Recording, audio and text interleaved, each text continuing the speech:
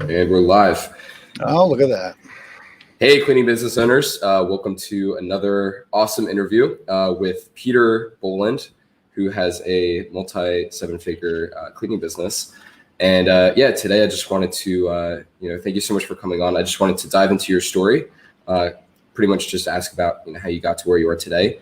And actually, another thing I'll bring up a little bit later is what I see a lot in these groups and in this industry is a lack of ability to hire the right people, retain the right people, and so on. So just staffing and hiring is one of the main issues that Peter has pretty much just mastered. He has it down to a science. So I'm going to get into that in a little bit later. But yeah, first of all, thanks so much, Peter, for being on. No problem. Thank you very much for having me. So I guess start with the story. For sure. So overall, we started 9 years ago. So I started it when I was, oh my God, probably 24, 25 years old. I was actually doing call centers over in the Philippines and India. Wife and kid at the time, they did not want to move out to India and the Philippines to live. So I made a decision to come back home. I knew I couldn't work for anybody anymore. Like I was just wrecked from it. I didn't want to have people above me tell me what to do. So I started looking in franchise books and deciding what I wanted to like emulate and start. I wasn't going to purchase a franchise because I had like $86,000 in debt. But what I was going to end up doing was looking at one of the models and seeing if I could just learn it online and go and reproduce it. So I came across cleaning, and what attracted me to cleaning the most was the fact that I get a check every single month from these people, provided we provide good service. I didn't want to start a business where 1 month I'm eating craft dinner, next month I'm eating steaks and I'm struggling. I was willing to eat craft dinner for years so I would never have to go ahead and do that again. So I just put my call center skills to work. I picked up Yellow Pages back when they had Yellow Pages, opened it to the first restaurants and bars, called a place. I fluked out, got an estimate first call, went down and met the guy, completely talked a whole bunch of bullshit. I had no company name. I didn't have anything at the time. And I gave him a price. We terribly underbid on the price. I had no clue what I was doing. I was about to ask if you knew how to bid. No. I was off by like $500. Right? Like it was. I just threw a whole bunch of shit against the wall and hope some of it stuck. And while we're doing the walkthrough, he's sitting back and he's like, "Okay, so like, what type of broom are you going to use on this floor?" I was like, "Type of broom." I'm like, we're just going to use a broom." Like I didn't know there was like dust mops, flat mops, angle brooms, corn brooms. If you'd ask my mom, she would say I never even cleaned my room. So I don't know why I got into a cleaning business. So we ended up getting the contract from the guy like the next day. And I had to rush off to a janitorial supply shop to learn how to do all this cleaning stuff. So they took me through how to like do it all. I bought all the equipment for it, paid the guy extra to actually come out and show me how to clean the place. And then I cleaned the place and then immediately went and started subcontracting it out. So that's how we started. And then from where we were then to where we are now, it's, we're seven figures across Canada, partners all across the country, and amazing clients and staff for One Janitorial. So, yeah. So that's kind of the intro into his story. Kind of in a nutshell. That's fascinating, man. And I like the fact that you kind of just, even though maybe you didn't understand the ins and outs, you kind of just, trial and error. You went in there and you were able to figure out how to quote, how to do these different parts, get the certain supplies that you need and everything like that. I've learned that like advice, not advice. There's two ways of doing things. One thing is the hard way, which is for some reason why I always do it, which is I try something and then figure it out along the way, which costs me a ton of money and a ton of stress and headache. And then there's taking, the experience of other people and using it. So once I started taking the experiences that other people had and applying it, provided they were the right experiences, we started taking off more. But yeah, still every once in a while, I try to grit it out on my own and figure it out because I'm just stubborn. But it always just cost me a lot more money and headaches. So yeah. No, I definitely feel you on that. And even in my case, like, as we were growing and everything, it's like, there's always a level up. Obviously, you have to be careful about who you listen to, but yeah, if it's someone who's already made those mistakes, it's like why not why not just cut the curve, so to speak. Yeah.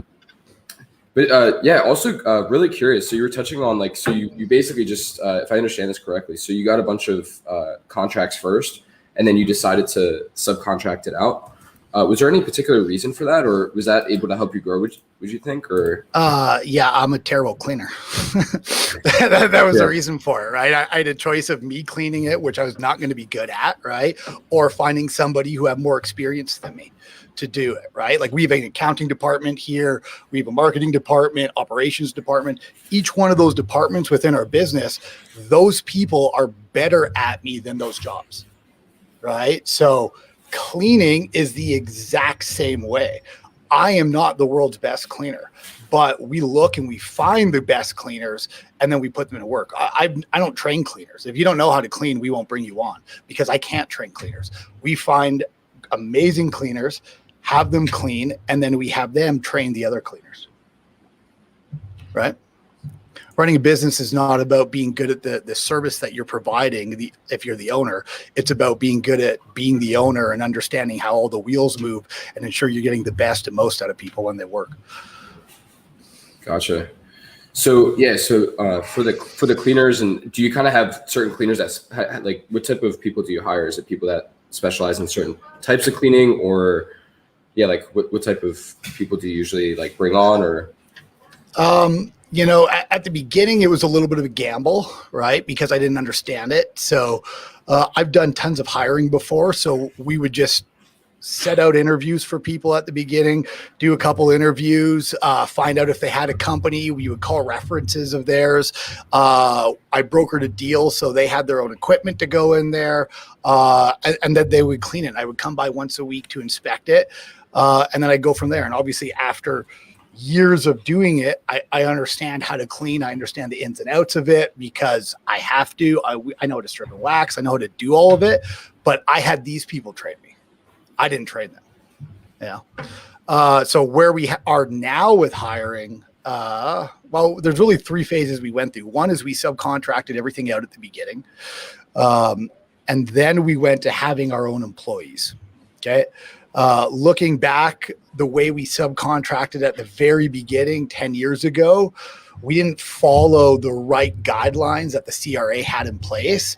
So we wanted to make sure that we were doing everything correct due to CRA guidelines, which is our taxes in Canada.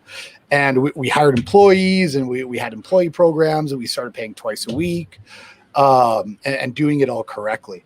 When we had employees, the way we did the hiring was, actually, this is probably the best way to do it, is we found influential people within an area, in a city. We would bring them on, provided they knew how to clean, and they were great. Hey, Cameron, I'm just in the middle of something. Can you come back later? And then so we'd find these influential people that knew a lot of people in the community. We would bring them on. We would ensure that they had great quality of cleaning, and then we would get all of our people from that group of people. So we would pay them for referrals. They would go out, find people.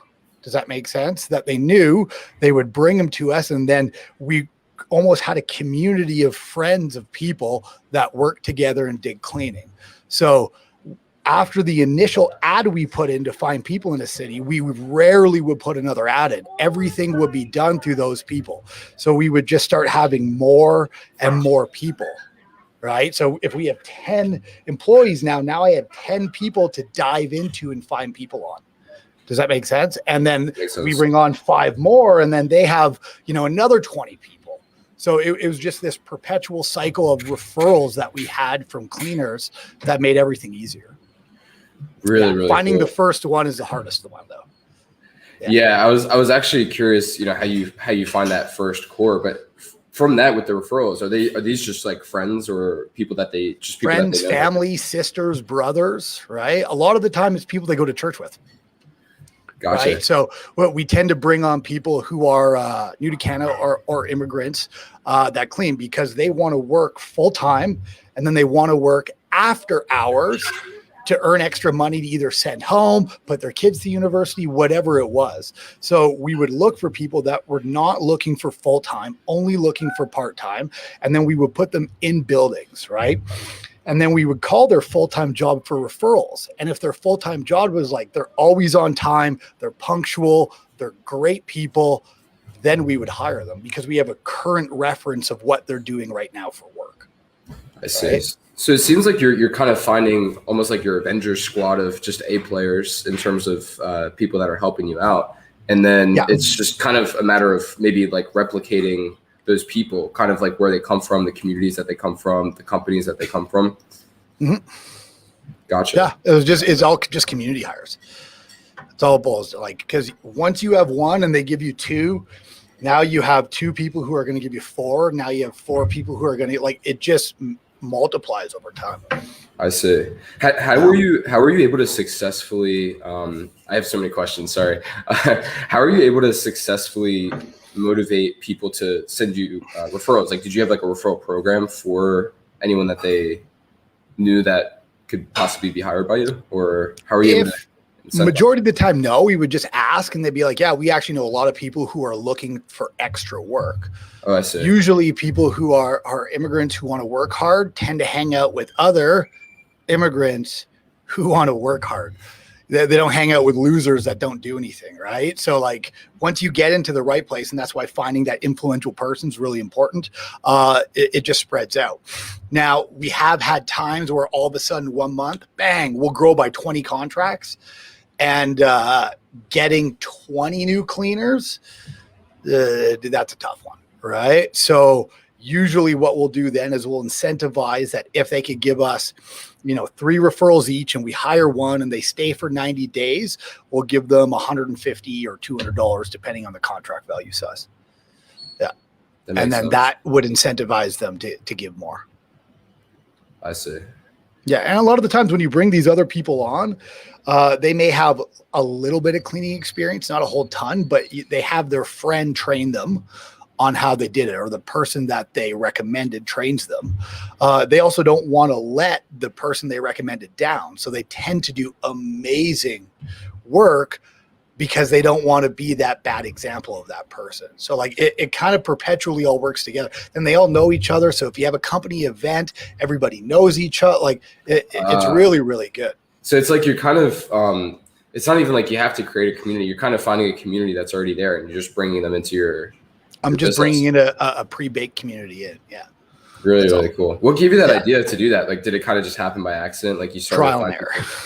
Trial and error. I would hire really bad cleaners and then I couldn't figure out why. And then all of a sudden one worked and then I would ask for a referral and then he'd give me some and they were great. And I was like, okay, what's the common denominators of all these things? And then we just found the common denominators and reproduced it across all the cities we operated in. Wow.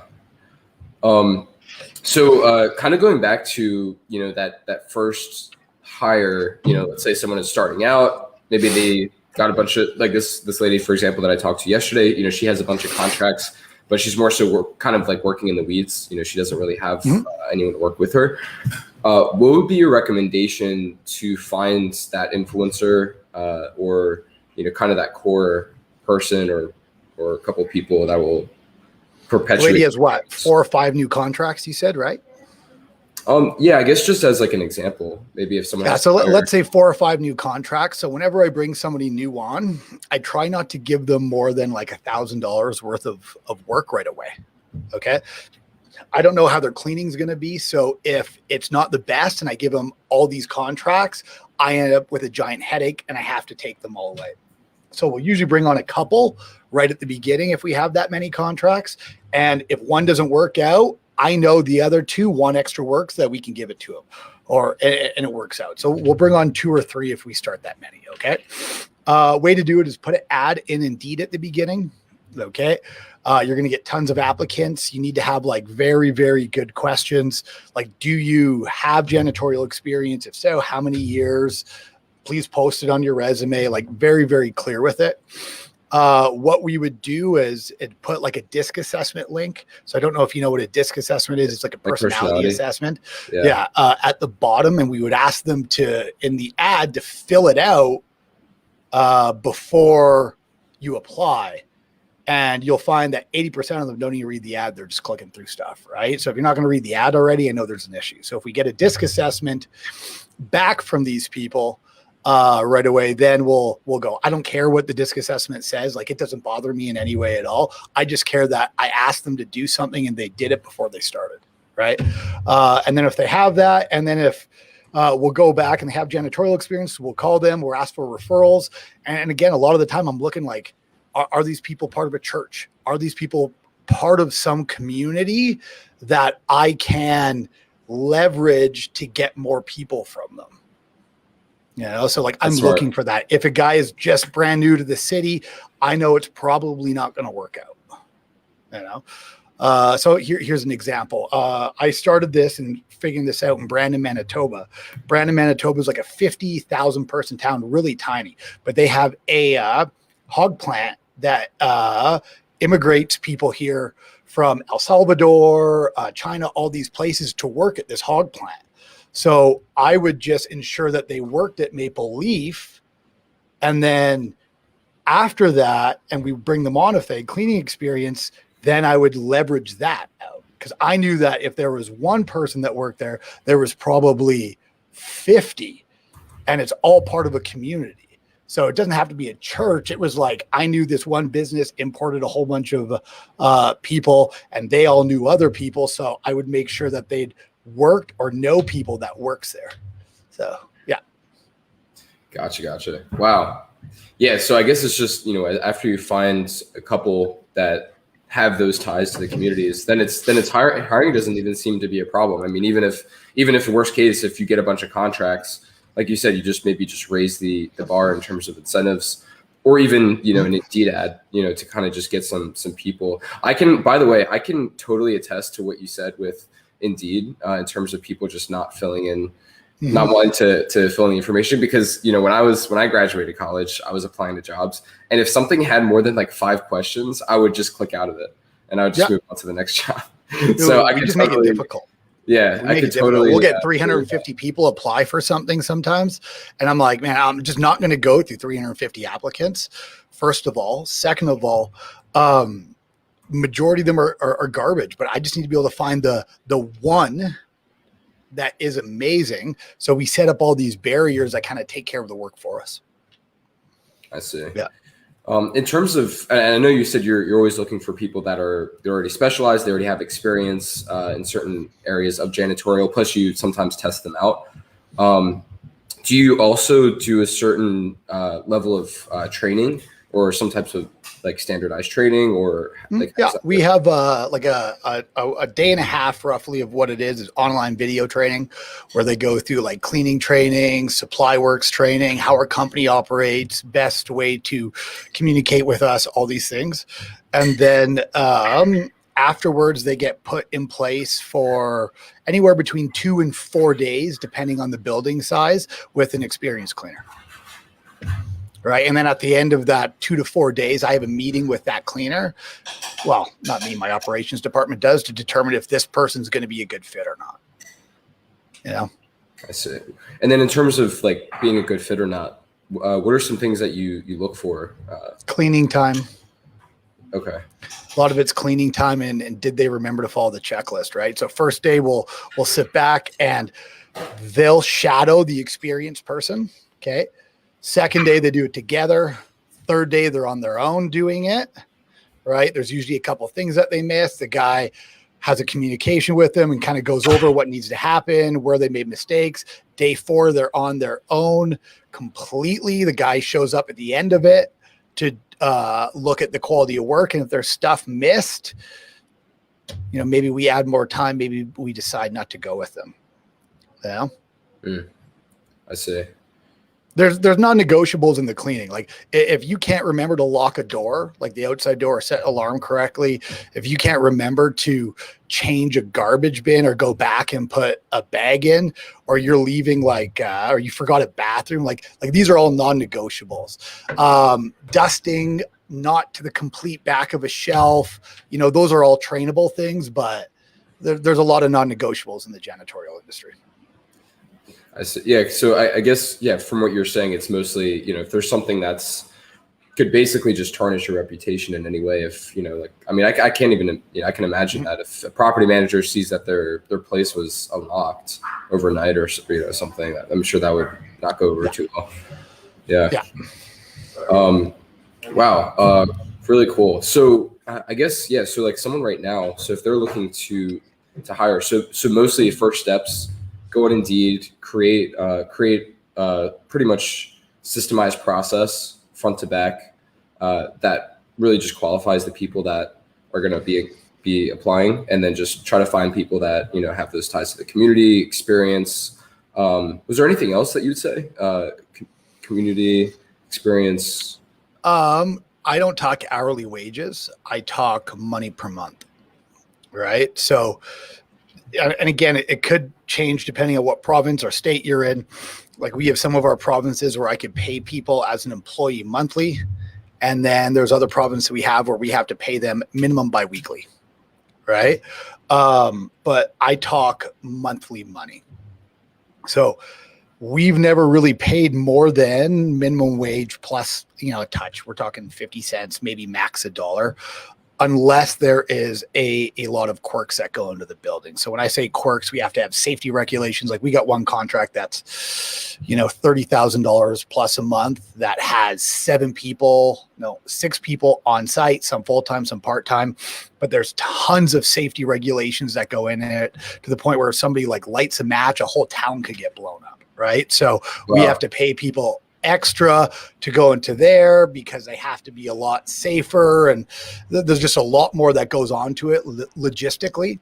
But for majority and the bulk of our contracts, which are 1 day a week to 7 days a week, average of $1,000, it was always just minimum wage.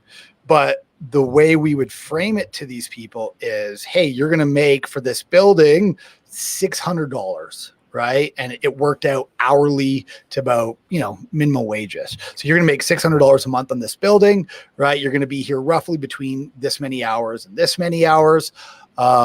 Here's what we need done in the building. So if you give them 3 buildings that are, let's say $500 each, they're making $1,500 a month. So I talk $1,500 a month, not $15 an hour. Do you understand? Yeah, kind of like. So it makes it a lot easier to go, yeah, you're going to be making $1,500 a month on this. And they love it because they could go and do it. They could bring their wife, which cuts the time down in half, right? They would have to go through our training and all these other things. But the power of the janitorial industry for hiring workers is not making them like a Tim Hortons employee where they have to show up at this time and leave at this time. The power of our industry is the fact that we get to go in anytime, usually after 5:30, and we just need to be done roughly by 2 a.m., I say, and they can go in anytime they want to go in and do it. Right. So if they have a kid's soccer game that they want to go attend to, they don't have to be scheduled at Tim Hortons or some coffee place to go work. They get to go to their kid's soccer game and then go with their wife later on to clean, right? It is a lifestyle design where they get to make more money. That's the power of our industry. Wow.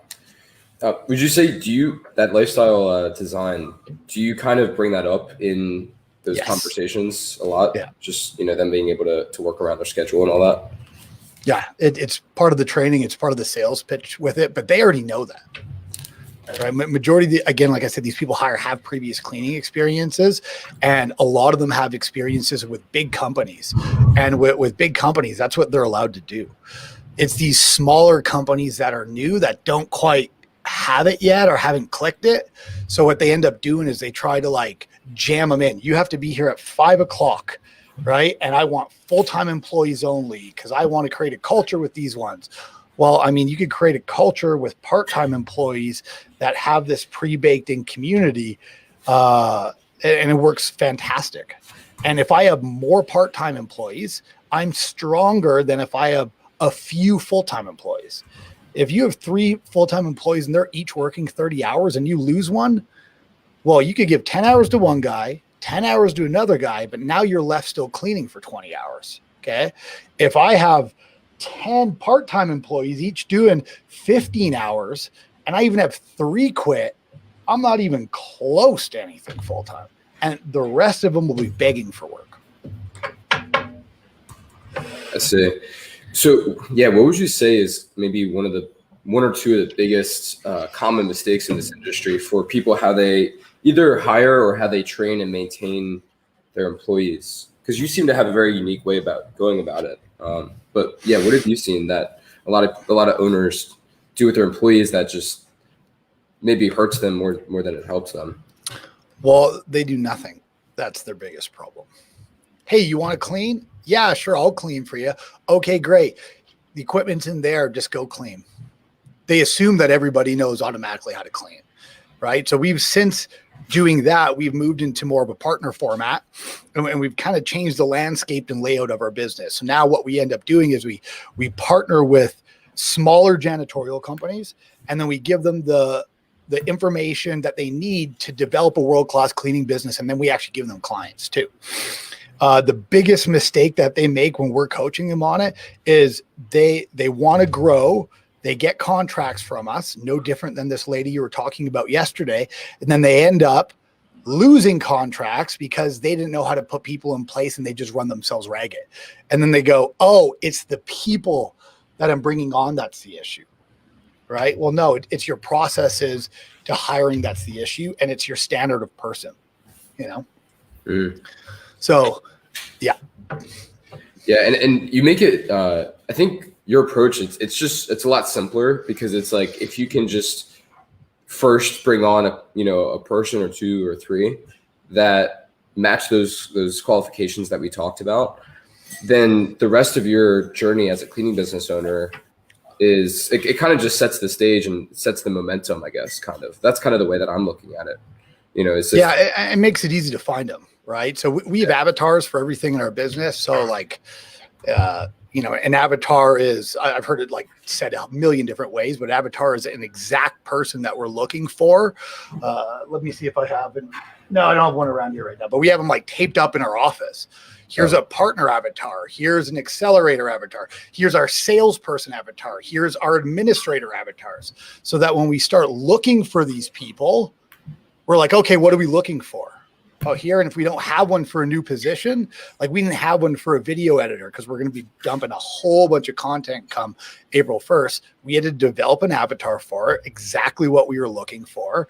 And then it was like, 20 people applied, and we found the exact right person in like 2 days because we knew what we were looking for. We weren't going through all these interviews wondering, I see. So in terms of creating that avatar, and by the way, I've actually never heard of any cleaning business owner do this, as at least as of yet. But in terms of like the avatar, like how far do you go into, in terms of details of what you're looking for, or is it kind of just a basic level, like for these interviews, just experience level, personality type, things like that? No. I mean, like we go pretty deep on it. So if I was going to pick a cleaner one, it would be like cleaner with a husband and wife couple, or brother that can clean, like brother or sister that can clean with them, influential in the family or has connections to the community, between the ages of X and X. Right. Again, we'll always hire outside of it if we have to, but we look at what we've been successful with, and it helps us kind of narrow it in a little bit. Right. So between the ages of X and X, has a cell phone, vehicle that can drive with it, can speak up to 80% English. And if they can't, can at least type 80% English. Like it's every single thing that you could possibly imagine that goes into it. Wow. Yeah, we just want exactly what we want, and they're out there. Like they're out there. If you talk to these other cleaning owners, the issue is I can't find good people. They never say that, well, I can't find anybody to apply, because there's tons of people that apply. They just pick the wrong ones. That's all that happens. Yeah, clarity. I mean, that's huge. I mean, just being able to just have that, not even in your, maybe you have, since you have such a, sizable team, it's like, maybe you think, if you don't have an avatar, I'm just thinking like, maybe you think, who you want to hire, but not everyone else can read your mind. They don't know. We've made many mistakes because I didn't have an avatar before. I had an avatar for cleaners, but we didn't have an avatar for the other positions. Right. So I put somebody into hiring, and then I kept getting the wrong people. Like, oh my God, did we get the wrong people? We had the wrong demographic. We had all of it. And we struggled really bad when we first moved to Calgary for like a year and a half, because we just hired the wrong people. And then once I was like, okay, well, what works when we're hiring cleaners? I'm like, oh, I have everything mapped out. We did the exact same here. And it's like everything changed immediately. So, yeah. I see. Actually, I wanted to address this one question Alexander was asking. So he was asking about your turnover. So with this method, what is your turnover been? Has it been pretty consistent, like a certain amount, or like zero? Like there's barely any. So the way I'll define turnover as is, at the beginning, I was telling you guys that we make sure that they want to be cleaning for a reason. They're sending money back home. They're putting their kids through school. They want to pay off their house. They want to pay off their car. So what I found is I usually have them for the amount of time that they have that goal. Okay. So if they're like, I want to come on because I want to pay my car off, and then let's say a year or two goes by. Okay. And then all of a sudden they start like being a bad cleaner, or something's like, they just shift all of a sudden, because it'll happen like a snap of the fingers. It's usually because the reason why they started is all paid off, and they don't need the money anymore. Because they don't need the money, then they're like, wow, why am I really doing this? They lose it. So usually we'll have them for a very long time. We either burn them out in like a week or two because we just don't feel that like they're doing good, or we have them for years. The other mistake I made was I would overload them at the beginning. So I'd be like, oh, we got a good guy, building, and they would just burn out.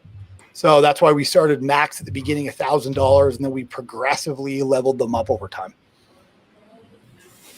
Yeah, instead of kind of just giving them all the hours, all the jobs at once. Yeah. I see. So he's also asking. This is so valuable. I don't know if you realize how valuable this is, but this is incredibly helpful. So I think it was. Let's see.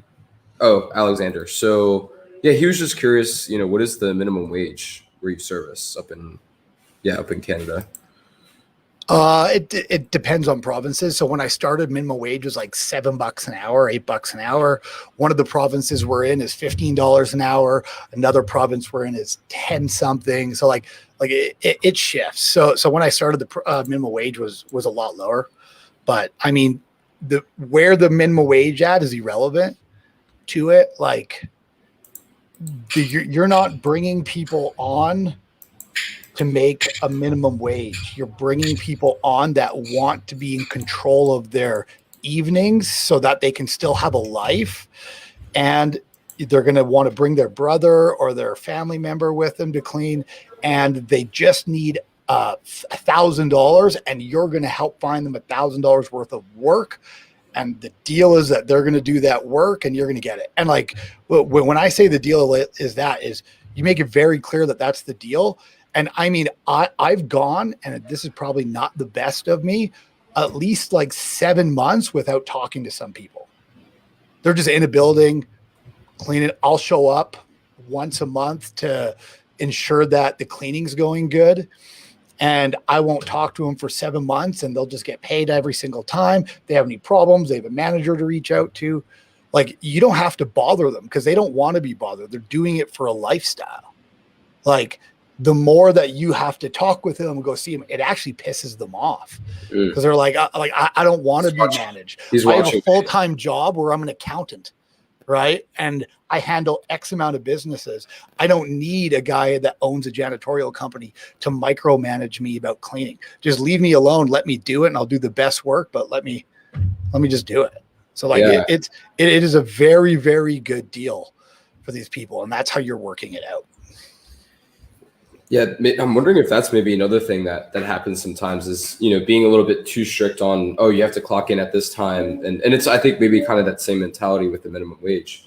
Oh, you have to clock in and clock out at this time. I'm going to be inspecting you. And it's, back when I used to work like food service jobs, it doesn't feel good when someone is just over your shoulder looking at you. all day, every day. And No, it makes you nervous. It makes you make mistakes. Yeah, like if you're hiring minimum wage employees. So when I say minimum wage employees, I do not mean the type of people I'm talking about. The type of people I'm talking about are not minimum wage employees. They usually have a full-time job where they're making double minimum wage. Like we have accountants that have come over and are full-blown accountants, and then they go clean at night for us to make extra money. So like these are not minimum wage people that we bring on. These are highly intelligent people that back where they were living from were like marketing directors, doctor, like these are very smart people that we have. Okay. So if you're hiring minimum wage employees and the person you're bringing on is a minimum wage employee, right, and they have a minimum wage mindset, you are going to get minimum wage problems. They are not going to show up. They are going to argue with you when you try to hold them accountable to the standard, right? They have problems in their life. They are not good people to be around, and your company will eventually be affected by it, period. So what people usually do is they bring these $15 an hour people on that are problem people, and then they go, oh, the issue is I'm not paying these people enough, so I'm going to pay them more. Well, you could pay somebody with a $15 an hour mindset more. It doesn't mean you change their mindset. You're just paying them more money to still create problems. It's not a money issue. You understand? That makes a lot of sense. If someone were to, if they have an opportunity with a $15 employee, maybe they seem to check a lot of boxes. Do you think it's possible to shift that mindset, or should they just not ever consider that and then always go after those with a full time? So a mistake I made when I came out here to Calgary and I shifted the whole business model around was I was like, you know what, I'm going to bring people in who have great standards and are hard workers, and I'm going to educate them up to where I need to be. It was a disaster, right? It was taking too long. It wasn't working, and I couldn't figure out why. And then we brought in an accountant, right? An accountant's actually one of our partners and one of our cleaners too, by the way. That's the accountant for me here. We brought her in and I was like, okay, I'm going to teach you how to do QuickBooks. And she's like, just give me the passcode. I'll figure it out my own. And then she just whipped everything into shape within a month. And I was like, oh, I'm trying to train people up when there's already people out there with pre-baked skills that I just got to bring on. Yeah. So that's how you should look at it. Maybe they have the mindset, maybe everything's great, but you're going to have to dedicate a lot more time to that person.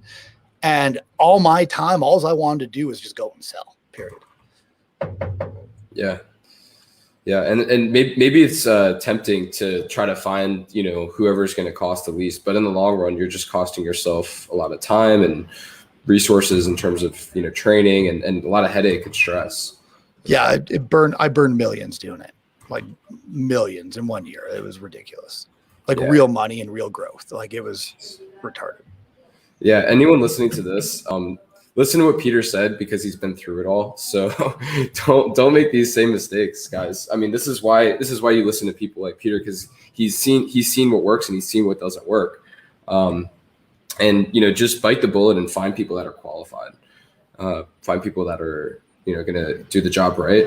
And also too, I wanted to quickly mention, I think by having that avatar, not only are you able to know if someone's the exact person you're looking for, but even in your postings on Indeed, when you start to hire, you can literally just it's interesting that you said that, because for me, from a marketing perspective, one of the best forms of ad copy and marketing is when you understand your audience. So when you're able to understand the benefits, the pain points, basically the mindset of the audience that you're speaking to, that's how you attract naturally who you want to attract into, into case of marketing, into a specific offer or something along those lines.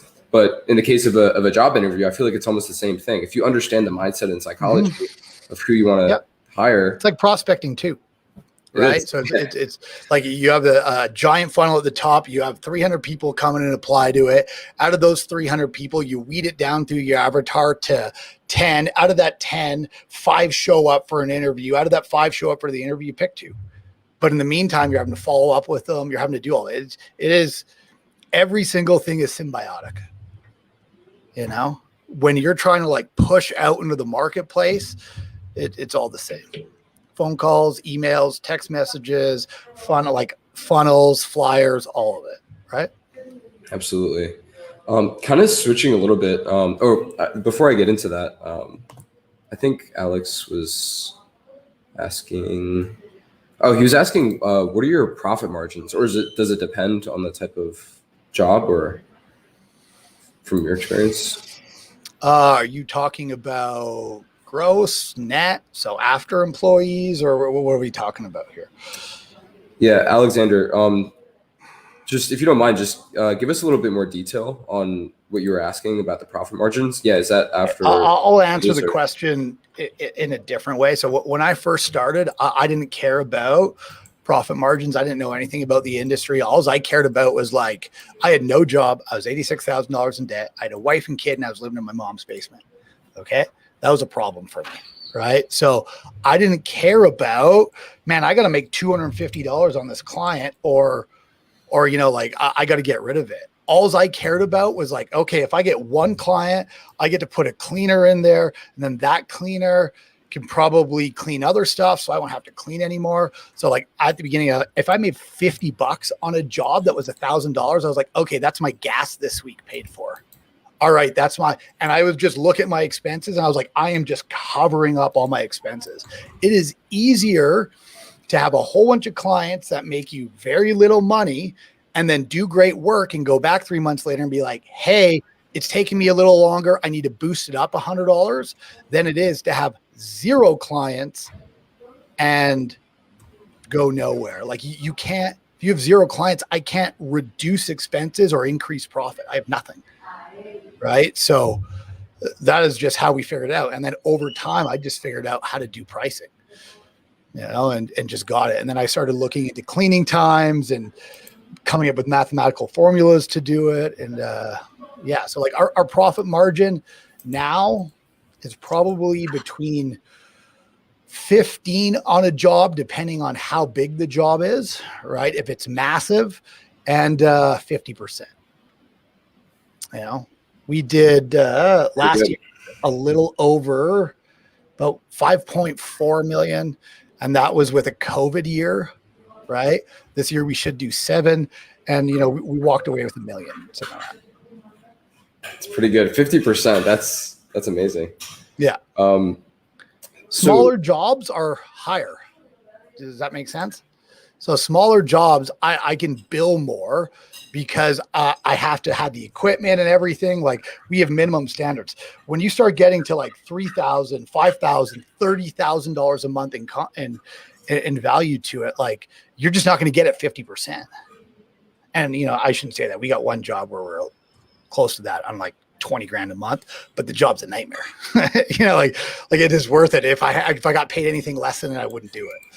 Yeah. So, do you have a certain criteria where you wouldn't take a job? Would you say? Like, is it the way we're doing our program now? So at the beginning, no. I mean, I took everything. Window cleaning, take it. Let's figure out how to clean windows. And it would take me twice as long to do it, right? And because I just wanted to figure out how to do each job. I mean, my first stripping and waxing job, I watched YouTube videos, went and bought all the equipment, and figured out how to strip and wax a floor.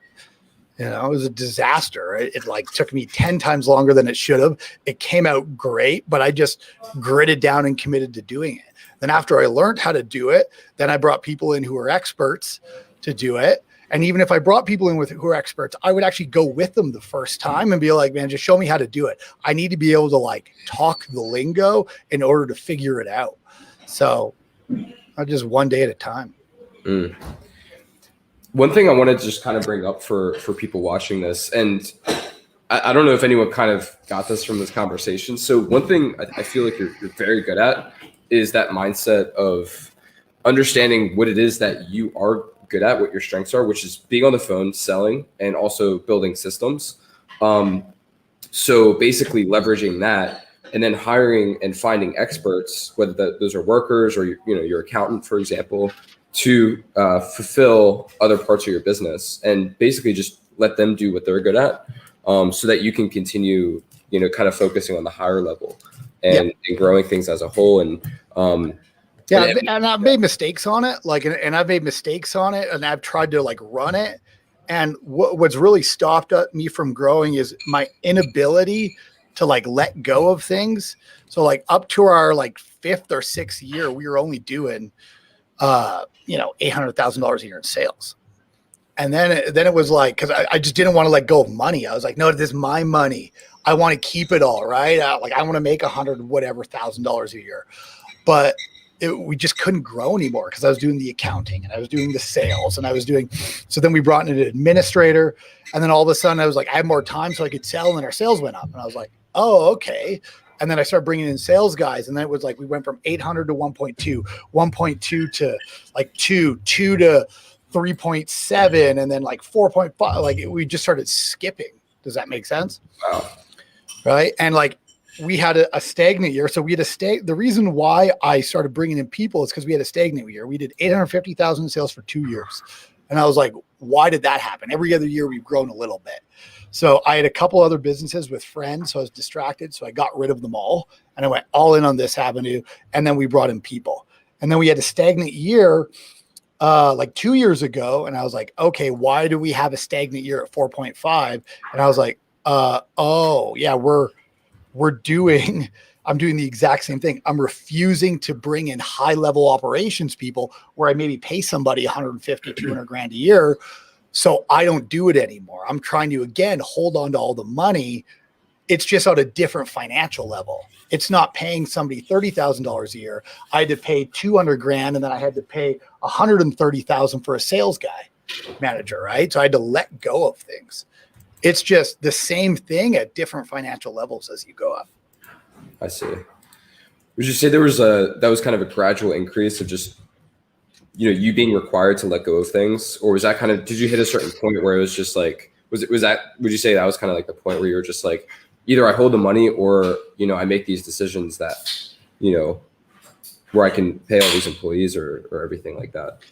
If I'm really stressed out and running around ragged, I'm doing something wrong. So that's what I've noticed these past 2 times, is I'm stressed out. I'm working harder than I should, and we're not growing.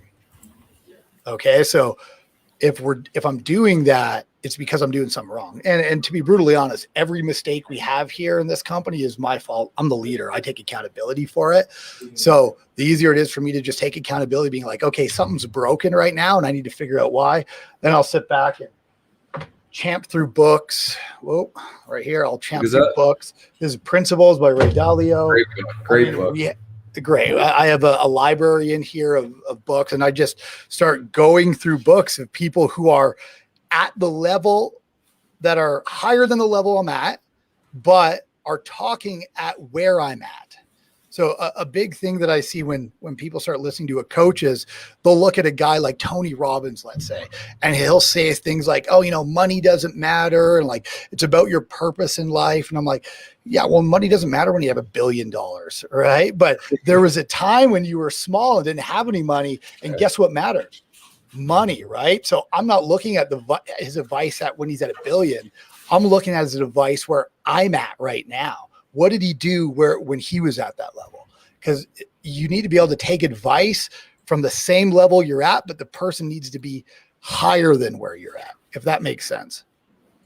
That makes perfect sense. And I admire your constant ability to just self-educate. Because like, let's be honest. I mean, we get into business for profit and all that to create impact and all that. But it's also a personal journey. What you do in your personal life and how you grow as a person is how it's going to reflect in your business. And especially for someone like you who has all these employees, all these, contracts riding on, your company, your ability to make decisions and learn from the best. Yeah, man, it was hard to let go. It was hard. Like up until 2 years ago, you asked me about any single client, I'd be like, oh yeah, that person's this person. Here's what they like, da, da, da. Like I knew everything about them. Now, if you ask me, I'm just like, I'll walk out and somebody will say something about a client. I'm like, well, who's that? I don't even know who that is because I don't know, man. We have hundreds upon hundreds upon hundreds of clients, right? I just make sure that department is servicing them correctly, following through on them. But I can't remember, 2,000 people's names anymore and what they like, right? We have a CRM for that. And we have a team that's devoted to giving them what they need and want. Right. So letting go of it, but still understanding what goes on in the company is a very big balance for me. I see. And then in terms of those teams, I know I'm asking a ton of questions here, but Shoot. So in terms of those teams, how are you able to, I know you said before, you're kind of speaking in terms of, the monthly revenue and all of that, but I mean, do you have a way of just constantly setting that vision and for your company to basically allow them to do what they're good at, but also, continue to stay motivated over time? Yeah, we got like core values on the walls. We have writing on the walls in other areas. And they're like my favorite sayings. Like my whole body is tattooed with specific sayings about stuff, like to remind me of what I'm trying to do. So we have those things. And then every morning we have an 8 a.m. kickoff. Okay. So 8 a.m. usually what happens, we'll go in the sales room. We'll sit around everybody. We'll stand, but now with COVID, we're doing it video like this, which is annoying, but we'll go through everybody's wins. Hey, what did you do yesterday? That was a win. I closed 2 client tickets and we did a successful strip and wax. Great job. What did you do as a win? I sold $13,000 in clients. Great job. It's just 1 or 2 things from everybody. No negativity. I don't want to hear I got hung up 150 times on. I don't want to hear, I got yelled at by this person. I don't want to hear any of it. I only want the wins. Like we could deal with the problems throughout the day, but at the beginning, I only want W's for everybody to hear. Everybody claps for them afterwards, and then we get to work, right? And then once a month, I do a full half-day training seminar of things I want to train them on, vision, goal setting, or whatever. And we also do lunch with everybody in the office, and we go over like awards. So we have trophies for the awards for the previous month, whoever did the best in sales. We have awards for our service team. We just do that every month. And then obviously we have incentive bonuses and other stuff. I see. Yeah, it's a lot of positive focused, I think, a lot of this stuff. It's, focusing on the wins, the success. Especially when you're in sales. You're in sales and you're making 150 phone calls and you're getting 3 appointments. And that means on 147 calls, you got your teeth kicked in. It's nice to only talk about the good stuff that you did, not the 147 calls where it went sideways. Yeah. Yeah. And you started doing cold calling. I mean, I started doing cold calling. It's definitely not easy, man. God, no. I started working with restaurants, man. That was my first industry. Yeah. Cause I was like, oh my God. Like, I worked in the food service, throughout college. And I was like, I know the industry, I can talk to these people, but yeah, boy, was I wrong. No, it's, I did my first cold call when I was 12. My dad ran a little call center in Brandon, and he needed people to help ID votes. So we call people who were voting, asking them who they were voting for. So he was like, hey, get on the phone, you're IDing votes. So like I started cold calling when I was 12, and then I was 13. He put me on other stuff, and I've been cold calling since I was 12 up until I was, I guess now we just got a little call center in the back. So that experience that I had with running call centers and working in call centers has completely shaped how I run business here. The number one thing anybody should take from this is, yes, the hiring program is great, but if you're starting, you need to master selling. There's marketing, there's all those things. It's all great, bringing in leads. They're all symbiotic to selling.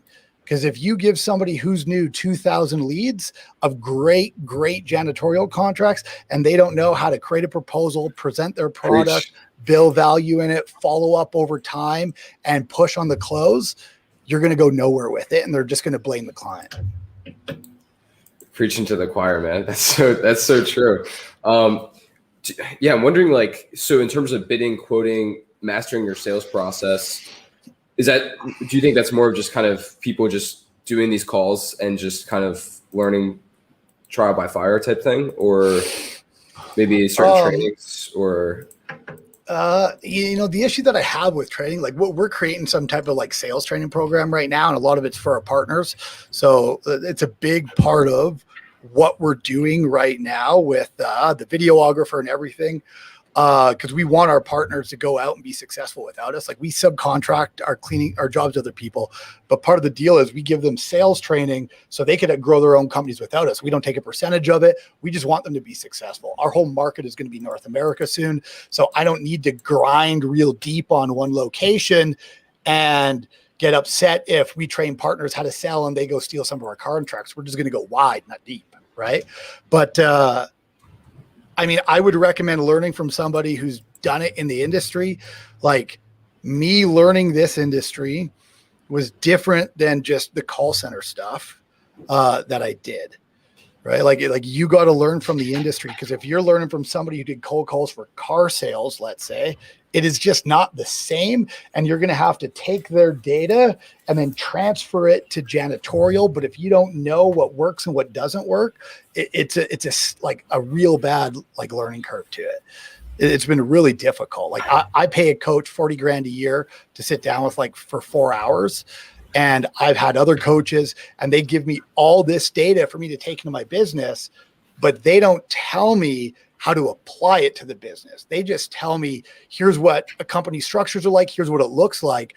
I need to figure out how to change it to my industry.